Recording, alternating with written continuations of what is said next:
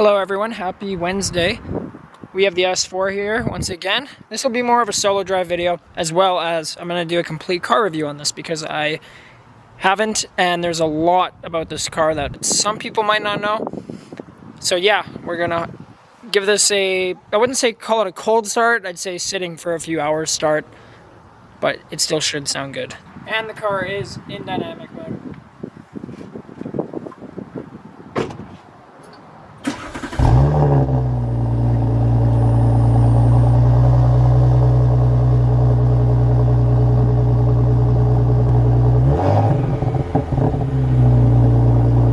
Now I know they say don't rev your cars cold, but I mean this thing sounds pretty good, and to be completely honest with you, the oil temp on start was hovering around 55 degrees, but now it's at 57, so we are good.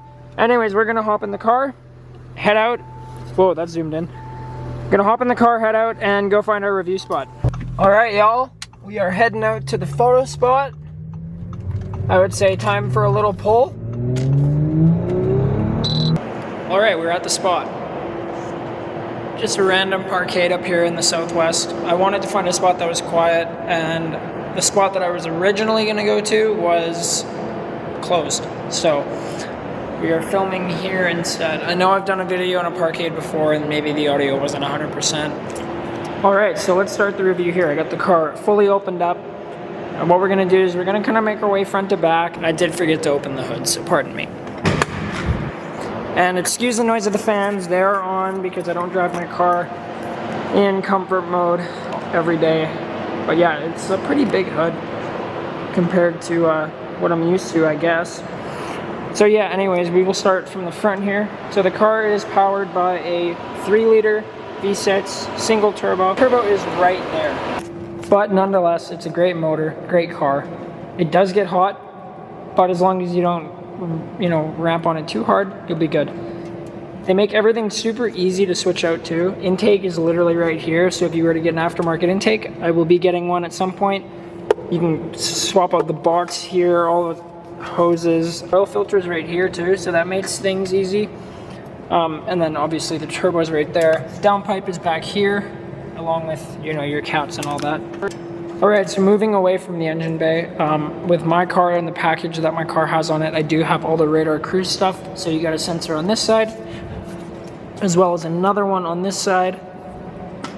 Front camera right here, and then parking sensors integrated in the bumper, in the grille and in the bumper. Sometimes they're a bit hard to see, but they're there. Basic stuff on the front end. Typical Audi A4 S4 look, nothing really special. I did tint my headlights. I think they look pretty good versus a regular S4. I just wanted to get my headlights tinted. I think it makes the car look a little bit better, especially with the Daytona gray being a bit darker, and then having the windows tinted as well, and the taillights. The taillights are tinted, but I'll get to that here in a bit. Oh great, there's the fans back on. Oh, brother, this guy stinks! So yeah, before the noise interrupted me. But yeah, typical Audi front end, A4 S4 front end. I do really like the tint though, quite a bit. Makes quite the difference. Okay, moving to the side of the car. As you can see, I do have front window tint. The window's just cracked down at half mast right now. Moving down to the wheels, which might be my favorite part of the car from stock, to be completely honest with you. Calvo design wheels, paint matched to the car, believe it or not. They're actually Daytona gray wheels with some diamond cut as well, and they match with the paint, which is kind of cool. And so do the bolt covers there too. And then with the S driver's pack, which this car does have, you get red brake calipers, Audi adaptive suspension, flat bottom steering wheel, which is really nice. And then you also get the sport exhaust. All right, so moving into the interior, we got black leather on the steering wheel with red stitching, which is really nice. Black on the shifter, and then credit to the previous owner of this car because there's carbon fiber here, all along the dash here, right by where it says Quattro.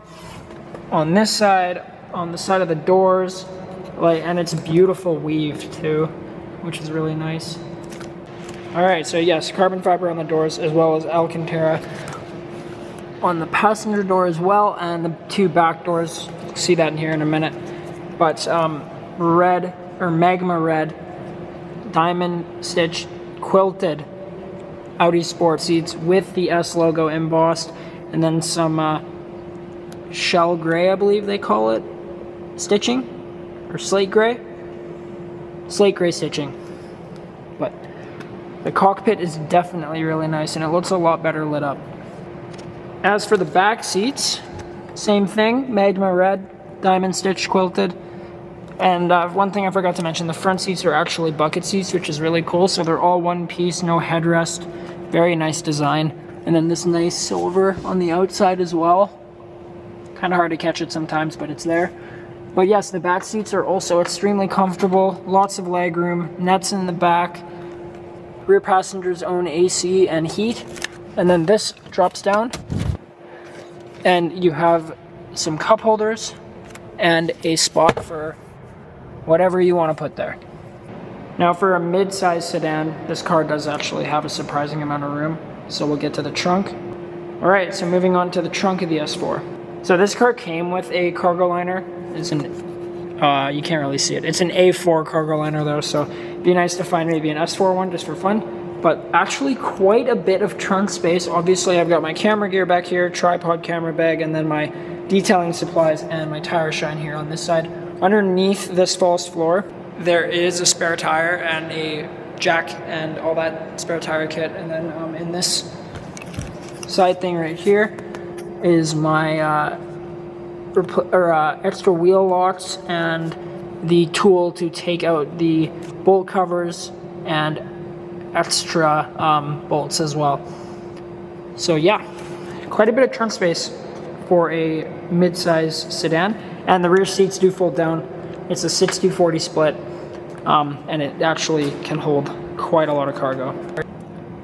So one thing that's really nice about having the Prestige package on this car is, other than the massaging front seats, which are super nice, it's really nice to have all this LED lighting. So you're not going to be able to see it right now, but right up along here, and then in the silver there's some ambient lighting, as well as you get sunshades. And believe it or not, those do quite a bit in the heat. It's been hot in Calgary lately. Last week was really hot. We got into the 30s, and when you put the two sunshades up and then the sunroof sunshade and kind of just lock the car down, it actually stays pretty cool in there. Another thing that this car has that I don't know if many S4 owners know about it, and it's really cool. It comes in handy in the winter, not so much the summer, because you can just crack your windows or sunroof, but we'll go over that here in a bit. Let me turn that off before we do this. Okay, so you find me in the cab of the S4 once again, and we'll go over some of the insane technology that they put in this car. Mind you, this is a 2018, and there's a lot of stuff in here to go over. Alright, so the first one is, and it's going to be the most obvious, is all the blue lights surrounding me right now. So with the Prestige package, you get standard ambient lighting in the footwells, right here beside the center console, cup holders, doors, door bins, back seats like I was mentioning, and it just creates a super sweet atmosphere while driving at night. Another thing that's cool about this car is the digital cockpit. There's a lot of information on here. We can go over that really quick. There's a lot of information, but it's really easy to access, believe it or not. So by using these buttons on the steering wheel, as well as these buttons on the steering wheel, these ones more so control your phone, your music. This asterisk button here, you can control what mode the car goes into. So right now I have mine set to change it to individual, comfort, which will drop the revs, but I have no valve, so it won't make it any quieter. See? So yes, comfort, auto, and then back to dynamic. So yes, those are these buttons, and like I said, mostly music and phone and no nav volume, as you can see right there. But this side controls mostly your screen. So if I tap onto view, I can change my view here and go into kind of more detail. As you can see, I got my non-working G meter because I don't have an RS car. My boost, my oil temp, and then a nice image of the S4. It'd be really cool if they could color match that, to be honest with you. You can go in here and change some stuff, but I just like to keep it the way it is, as well as you get your gauges, but it's not as cool as the center gauge. The sport gauge is really sweet. And then you can also go and hit the arrows here and go through your map, which you can also turn into a view and turn into a big map, which is really cool. You can actually scroll out completely till it's a globe. And Audi owners don't know this, but for other people, it's kind of cool. It is a pretty cool thing to be driving around at night with that view. It is, it's really cool. So yeah, going back to kind of the menus in the screen, you got your music, the general information part, you've got your phone, and then if you were to have ESC off or have any vehicle errors, then you will get a warning triangle. Because the car has no idea what's going on, but it's nothing bad because it's literally just stabilization control.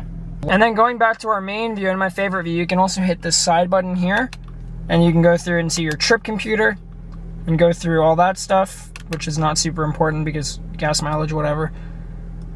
Go to your lap times, lap statistics, and then your layout, so you can change between the sport layout, which is what I currently have, and the classic layout, which is 2 gauges with still a nice red line, but it's not as cool as the sport gauge. The sport gauge is quite awesome and really screams Audi Sport. So that's everything in this screen. Oh, I don't know why I have my trip computer up still. No, thank you. I'll go to my non-working G meter instead.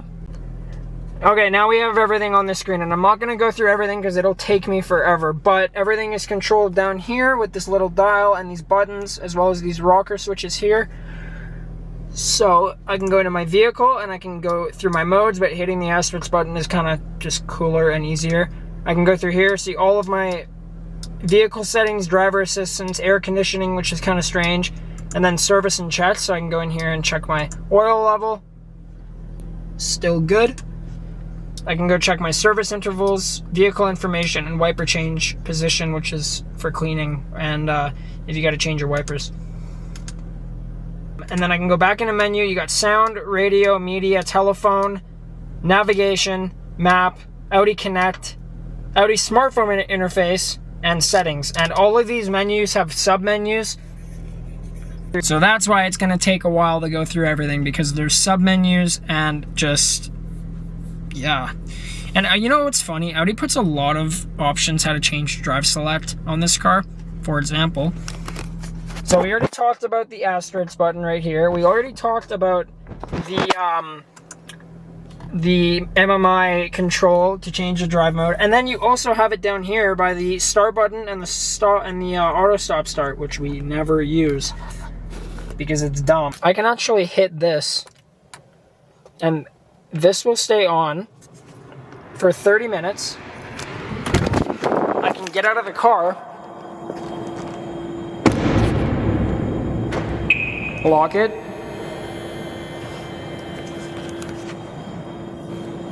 and it stays on. And that really comes in handy when it's hot outside or it's winter time and you're gonna run into the store for 5 minutes. Maybe go grab a Slurpee, who knows? And if it's too hot or too cold in the car, you can actually turn that on. It'll stay on for 30 minutes and cool the car off. And it is hot in there right now. I can validate that. I'm sweating. So this will cool it off for a bit. It'll use the, I don't even know how it works, but it's really cool. They call it an engine preheater, even though it's not for the motor, it's for the interior. But it is pretty sick. Now, I think it's mostly for heat because, as you can see, it says AC off and I can't go up or down. I can control the fan speed. I can control the 3-zone and where it's coming from, and that's all on auto. And then to turn it off, you just hit the off button and it's off. A quick parkade start.